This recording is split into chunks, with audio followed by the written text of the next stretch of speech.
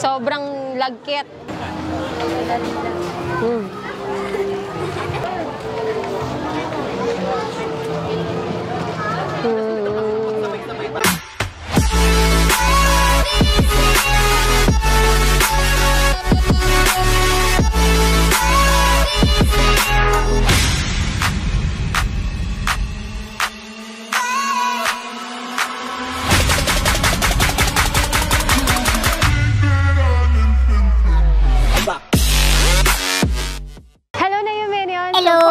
Food trip. Andito ngayon tayo sa may Quezon City Circle. Ayan, para mag-food trip dito sa food park dahil bare months na. Kaya naman meron ng food park ngayon. Ang dami kasing mga kainan talaga dito. Kaya mag-iikot-ikot muna tayo. So dito muna tayo guys sa may coffee. Dahil gabi na pero inaantok na ako. Ayan, ito yung mga kape nila. And meron silang pa-promo eh. Ayun o, pa-promo nila. Yung buy 2 for only 200 pesos. Ano po pangalan ng ano nyo?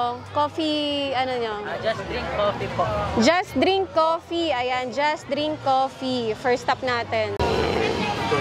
So, ito yung in-order namin. Buy 2 for only 200 pesos. So, in-order kay brown sugar coffee. Kay Manuel, ano yung sa'yo? Pink salt cream. Pink salt cream. Ayan, pink salt cream. So, tikman na natin guys yung coffee. Tignan nga natin kung magigising tayo dito agad. Nalalasahan ko agad guys yung brown sugar niya. For me okay lang kasi nalalasahan pa talaga yung kape. Not too sweet. Di talaga siya matamis kasi ramdam mo pa yung yung coffee taste dito. Matapang siya for me. Kaya sa mga coffee lover for sure na magugustuhan nyo to kasi tasang lasa mo yung kape. Hindi puro tamis. And by the way guys, meron din sila ditong cookies. Classic chocolate. Oh, classic chocolate. Tingnan nyo, sobrang chocolatey. May chocolate chip siya sa loob. Kaya nag-melt na siya.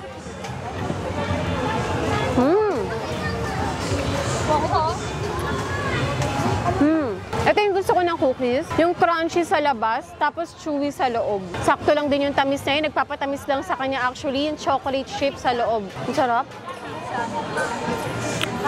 Perfect combination sa kape nila kasi hindi matamis yung kape nila eh.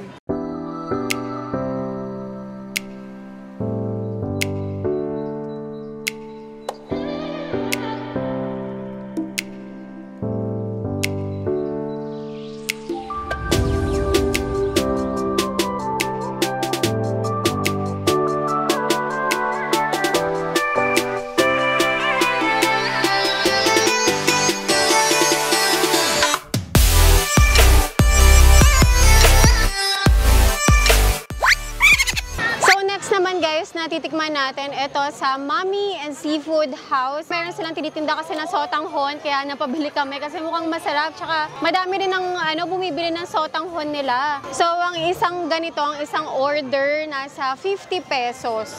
Meron siyang gulay, parang puro gulay lang. Actually puro gulay lang yung nakikita ko, wala siyang meat. Pero mura naman siya, so sulit pa rin. And aside sa sotanghon nila, meron silang crab cake, meron silang yung crablets, pero itong sotanghon lang yung yung binili namin kasi meron pa kaming ibang kakainin dito eh. Ayan. So try na natin. Pinigyan na to ng kalamansi ni Manuel. Kunin ko yung nasa ilalim kasi di ako masyado mahilig sa kalamansi. Ayan. So, meron din siyang tenga ng daga pala. Shoutout din sa owner, nakalimutan ko yung pangalan. Follower daw namin. Ayan. So try natin yung tinda ni ate.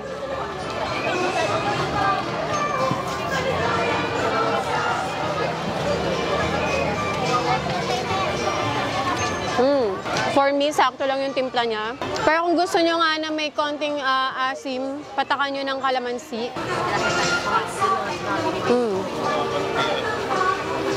Sobrang saktong-sakto lang yung lasa, yung timpla. Tsaka gusto ko yung mga gantong noodle eh.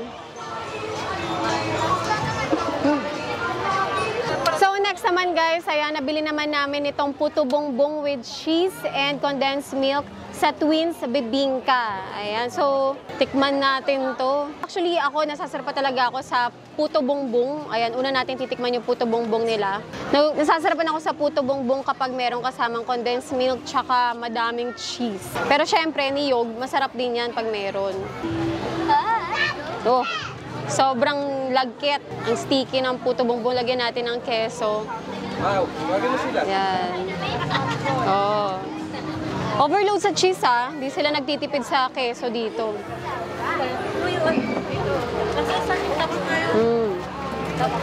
Sobrang lagkat guys talaga ng puto bumbong. Pero di naman siya matigas. At saka yung puto bumbong nila nakita ko, bagong luto talaga. Talagang tuloy-tuloy yung pagluto nila ng puto bumbong. Oh.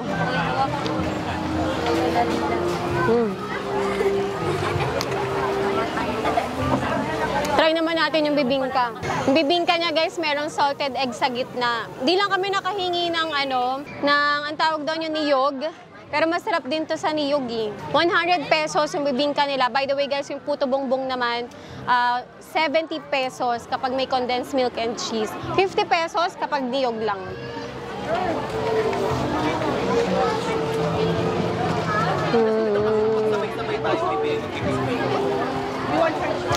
Sarap talaga pag na-salted egg yung bibingka. Ito fluffy pero chewy yung loob.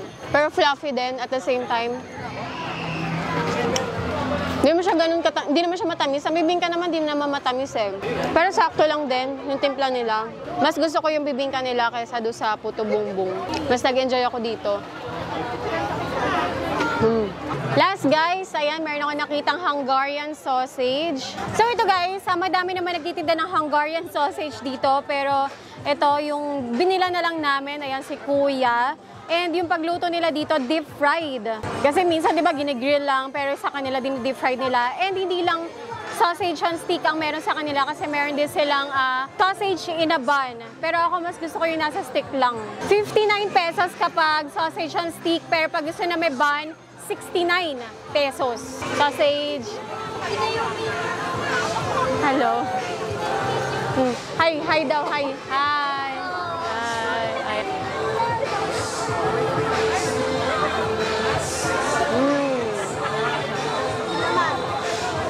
Kala niyo susubo ko ng buo, no?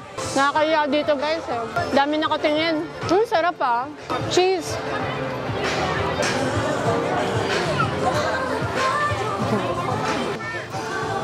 Sabi guys, ang sarap talaga ng sausage. Pero kailangan ko na ng panulak. Mabibilaukan na ako eh. Nesty apple. May baon ka? Siyempre. Pag food park, kailangan may baon. Nagtitipid ka ba o talagang loyal ka lang sa Nesty? So yun lang guys, grabe nabusog ako. Sobrang dami talagang pagpipilian na pagkain pag nasa food park ka kumain. And sakto guys kasi bare months na and ang dami na talagang food park na nagsisilabasan ngayon. So kung taga QC ka at kung gusto mo rin pumunta dito, again, located to dito sa may Quezon City Memorial Circle. So there you go guys. Thanks guys again for watching. At kung hindi ka pa nakapag-subscribe, please subscribe to my channel at para updated kayo sa mga videos ay i-upload ko, tap the bell icon. So we'll see you guys again. Bye!